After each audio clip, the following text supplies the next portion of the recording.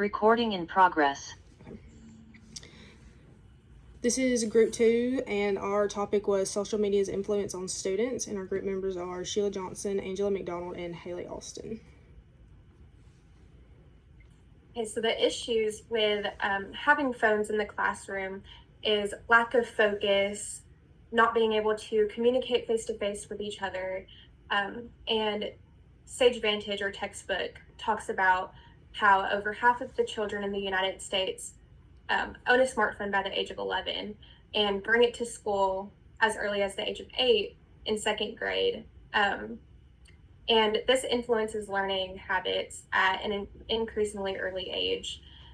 And since students typically spend hours online every day, they do form habits that affect not only their academics, but also their emotional and social well-being.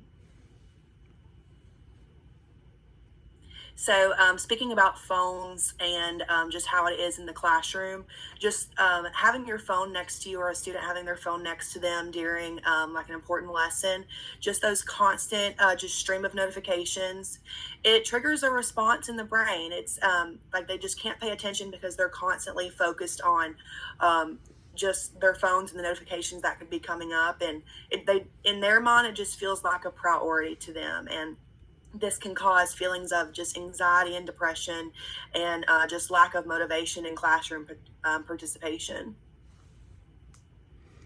This affects not only the students, but the teachers and the faculty in the schools.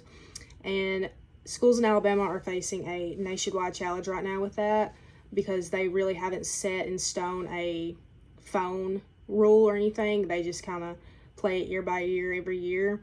And we know the impact goes beyond academic issues, because the social media harms students' emotional regulation and social development. So they have a hard time communicating with their peers face to face, because they're so stuck in their phone. And when you get them in face to face, they have a hard time. And the schools across the state have reconsidered and changed their policies related to technology, but I don't think anything has just quite stuck yet. So in recent years, many schools have begun to implement new phone bans, and this is showing a positive impact within the schools, because the students are more positive and they're actually staying focused on the material that's put in front of them and during instruction. And some teachers have even noticed a behavior change, because they're not focused on their notifications that are coming in on their phone.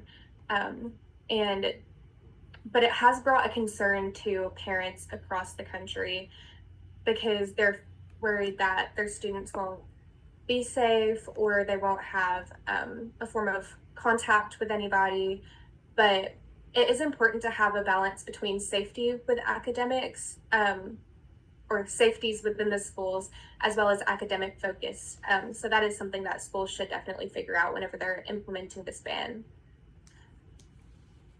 So lots of schools have actually implemented this phone ban. In the beginning of this year, it was at least 35 states in the U.S. that had implemented this phone ban across all of the schools. And now it's probably all of the schools that have implemented this, but they have shown just major improvement academically and behaviorally, like Angela was saying. So a couple of the states that have actually put it into law is Missouri and Massachusetts. Pretty much all the school districts, they prohibit student cell phones throughout the entire day. And it is now at a federal level that the TikTok ban, and it reflects the national concern related to the data privacy and manipulation. Just because it is Chinese ownership, people do worry about information getting taken and given to the Chinese government. And altogether, these actions are examples of both educators and policy creators taking social media seriously on all levels, not just with children. So some ideas to help solve this problem is for parents, teachers, and schools to all work together collaboratively to help this issue die down. So parents could put screen time limits on the children's phones, tablets, and other devices that have access to social media. And then teachers could do interactive projects within the classrooms that don't heavily rely on screens. so that students can really get a sense of the value of collaboratively or working collaboratively and having those in-person conversations.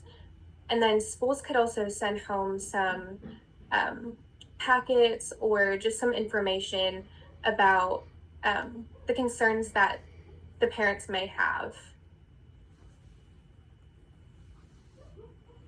So teachers can be the encouragement with today's kids, and just learning that face-to-face communication is going to be more effective.